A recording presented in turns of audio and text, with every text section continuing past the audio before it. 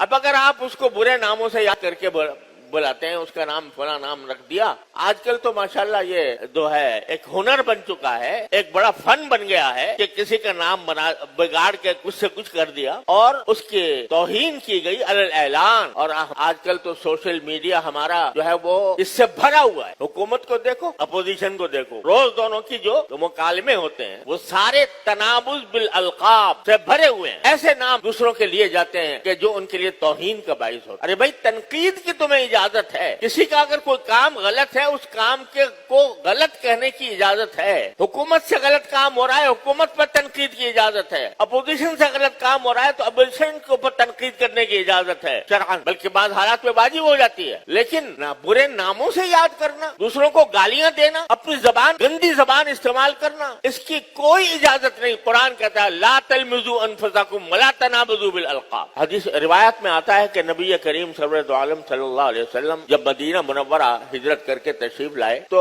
زمانے جاہلیت میں یہ عام رواج تھا کہ آدمی کا نام بگاڑ کر اس کو کسی کا نام لنگڑا رکھ دیا، کسی کا نام اندھا رکھ دیا، کسی کا نام کانا رکھ دیا، اس طرح کے الفاظ استعمال کرتے تھے وہ. تو جب نبی کریم سرور عالم صلی اللہ علیہ وسلم مدینہ منورہ تشریف لائے تو آپ نے سمجھا کہ شاید یہی نام ہوگا اس کا. میں لنگڑا کلولا تو میں اس طرح کہہ رہا ہوں کہ مثال کے طور پر، ورنہ بعض الفاظ ایسے ہوتے ہیں کہ جس کے بارے میں یہ تصور ہوتا ہے کہ شاید یہ اس کا صحیح نام. تو نبی کریم صلی اللہ علیہ وسلم نے اس کا وہ نام لے لیا جو لوگوں میں عرفیت کے نام سے مشہور تھا، اور تھی اس میں برائی. تو روایات میں آتا ہے کہ یہ آیت اس موقع پر نازل ہوئی اور نبی کریم سرور عالم صلی اللہ علیہ وسلم کو متنبہ فرمایا گیا کہ یہ نام تمہیں نہیں لینے چاہیے جو جاہلیت میں لوگوں نے مشہور کر رکھا. اب آپ اندازہ کیے، نبی کریم سرور عالم صلی اللہ علیہ وسلم ایک عام عرف کے مطابق ایک نام لے لیا، اس پر یہ آیت کریمہ نازل ہوئی اور آپ کو اس سے منع فرمایا گیا. البتہ بعض محدثین کے آپ نے نام دیکھا ہوگا کہ ان کے ساتھ کچھ اس قسم کی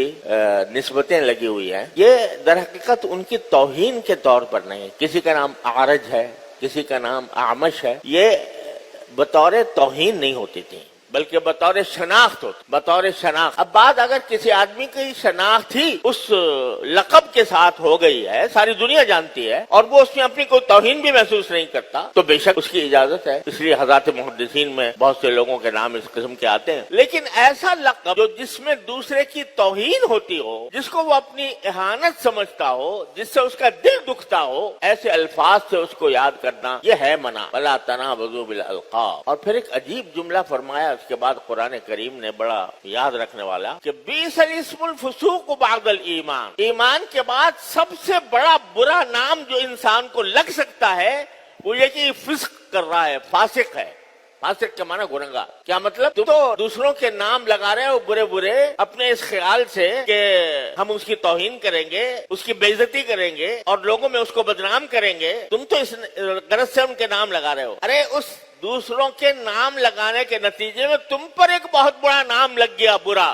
وہ کیا کہ تم فاسق ہو. جو آدمی دوسروں کی توہین کرتا ہے اور دوسروں کے توہین کے لیے ان کا غلط نام رکھتا ہے یا ان کو تانے دیتا ہے، وہ فاسق ہے، وہ فاسق ہے. اور تمہارے نام کے ساتھ اگر یہ بات لگ گئی اللہ تعالیٰ کے ہاں کہ یہ فاسق بندہ ہے، یہ بندہ فاسق ہے، اس سے برا اور کیا نام ہوگا؟ تم دوسروں کو برا نام دے رہے ہو، خود تمہارے اوپر فاسق کا نام لگ گیا اس بنا پر کہ تم نے اللہ تبارک و تعالیٰ کے اس حکم کی خلاف ورزی کی کہ کسی کو تانا نہ دیا کرو، کسی کو برے القاب سے یاد نہ کیا. تو کیا مطلب نکلا کہ یہ اشارہ فرما دیا کہ تم جتنے بھی برے نام لکھ لو کسی کے، لنگڑا کہہ دو، اندھا کہہ دو، کانا کہہ دو، آج کل تو پتہ نہیں کیسے کیسے الفاظ نکلے ہوئے ہیں، تو وہ کہہ دو، وہ اتنے برے نہیں ہیں. لیکن تم پر ان غلط کاموں کی وجہ سے، تمہاری زبان کی خرابی کی وجہ سے تمہارے اوپر جو نام لگنے والا ہے وہ سب سے بڑا برا نام ہے، وہ ہے فاسق. تم فاسق ہو. اب ذرا ہم میں سے ہر شخص اپنے گریبان میں منہ ڈال کر دیکھ لے اور جس فضا میں ہم جی رہے ہیں اس فضا کو دیکھ لے کس طرح تانوں سے بھری ہوئی ہے. اب اس کو ایک فن بنا لیا گیا ہے. طنز جو ہے وہ ایک بڑا فن ہے. طنز نگار ہوتے ہیں تو وہ کسی کی برائی بیان کرتے ہیں اس انداز سے کہ ذرا لوگ ہنس پڑے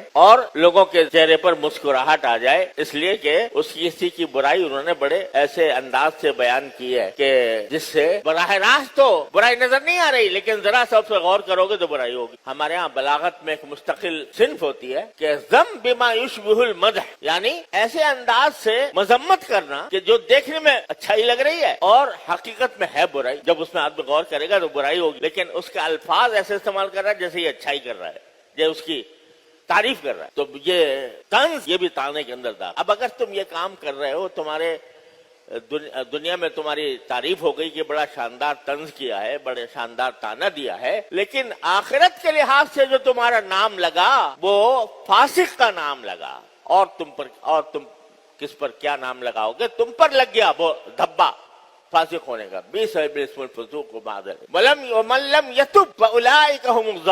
और जो इन बातों से तौबा ना करे तो ऐसे ही लोग हैं जो जालिम होते हैं, www.dasquran.com। जिनका पहले जिक्र आया, मजाक उड़ाने को मना किया गया, और मर्द को मजाक उड़ाने से मना किया गया, औरत को मजाक उड़ाने से मना किया गया, ताने देने से मना किया गया, बुरे बुरे नामों से याद करने से मना किया गया। इन कामों से अगर तौबा नहीं करोगे, वमन लम यतुब फउलाइका हुमुज़ ज़ालिमून, तो वो जालिम है, अल्लाह के नजदीक जालिम है, और जालिमों का जो अंजाम है वो सबसे बुरा होता है। अगर इंसान कोई अपनी जात में कोई गुनाह कर ले, वो इतना बुरा नहीं, यानी बुरा तो है और उसको उस बुराई का बदला भी मिलेगा, लेकिन किसी बंदे का हक पामाल करना, ये सब बंदों के हुकूक हैं जो तुम पामाल कर रहे हो, तो उसके नतीजे में अगर तुमने तौबा न की, और तौबा में ये बात भी दाखिल है, खूब समझ लें, तौबा में ये बात भी दाखिल है कि जिसका हक पामाल किया गया, जिसको ताने दिए गए, जिसका मजाक उड़ाया गया, और जिसका नाम बुरा रखा गया, उससे माफी मांगो। तौबा में ये भी दाखिल। जो तौबा नहीं करेगा तो वो जालिमीन की फहरिस्त में लिखा जाएगा, बहुत बड़ा जालिम हो। इससे अंदाजा कीजिए कि ये मुआशरे के अंदर हमारे जो खराबियां पैदा हो रही हैं, हुई भी हैं, ये कैसी खतरनाक हैं, और उनकी वजह से घर में झगड़ा है। हर जगह जाकर देखो तो हमें पार्टियां बनी हुई हैं, एक दूसरे के खिलाफ लड़ाई झगड़े में मुब्तला है। अल्लाह ताला अपने फजल व करम से हमें इससे हमारी से हिफाजत फरमाए।